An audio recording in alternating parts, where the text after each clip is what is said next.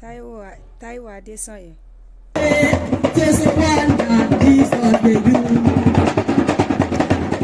God has been faithful in the journey, as in it's God that made this possible, and I'm so happy, I'm so excited. You know me, you do go because a journey is been there that been expected, and God make it fulfillment for me. Mo pàṣẹ sínú ayé yín pé ẹ lọ sínú ayé kẹ́ lọ máa ṣe rere bẹ́ẹ̀ ṣe ń wọnú ayé lọ́jú ìdùnnú kúrò ní ìrìnàjò ayé yín. And I'm so happy I met him with a very gentle man, a very generous person, and a very caring person.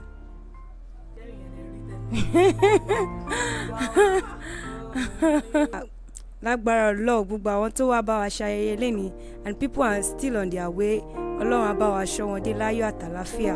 Wọn ní road accident here. God will keep every road accident free in Jesus' name and guide them safely to this place. And I'm so grateful for people that is here and people that still coming too. I'm so happy, and God bless them all in Jesus' name.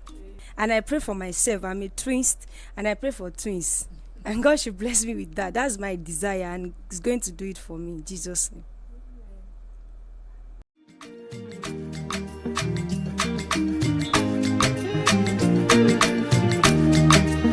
First, let me say to you, I cannot wait to see you. You are the treasure I've been waiting for. Do you know how much I really need you?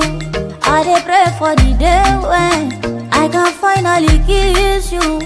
You know, say every day I dey pray for you. Oh, in my heart today's a permanent place for you. That's why my heart it dey beat like do. Cause now you I choose the one. My name is Taiwo Temitope, the CEO of Ipolowo.com. I sing for you, wanna be like you do.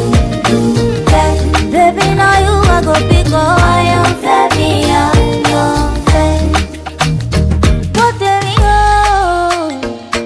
See, I may not give the world to you, but I'll give you what I have. Oh baby, you are my angel. Could you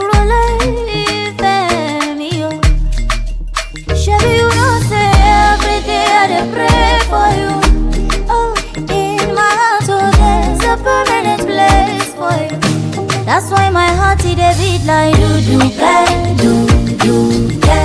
Cause now you I choose the one. I sing for you, wanna be like you do. Baby, now you I go pick up. Only for you it a be like. I sing for you, my baby,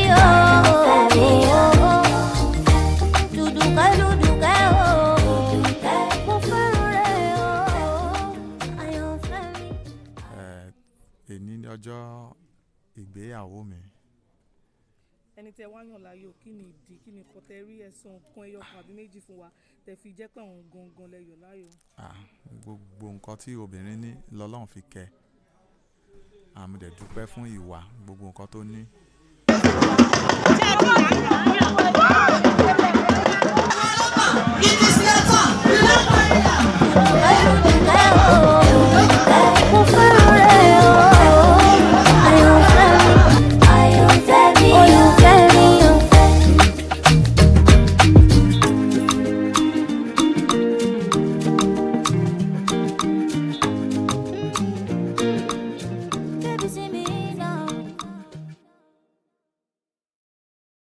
Ìgbéga àlàáfíà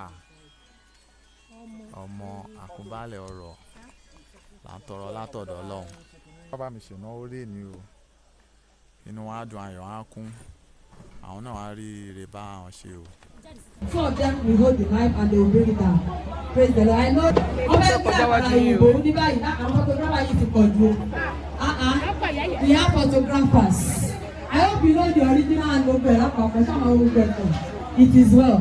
Alright, we are going to spell.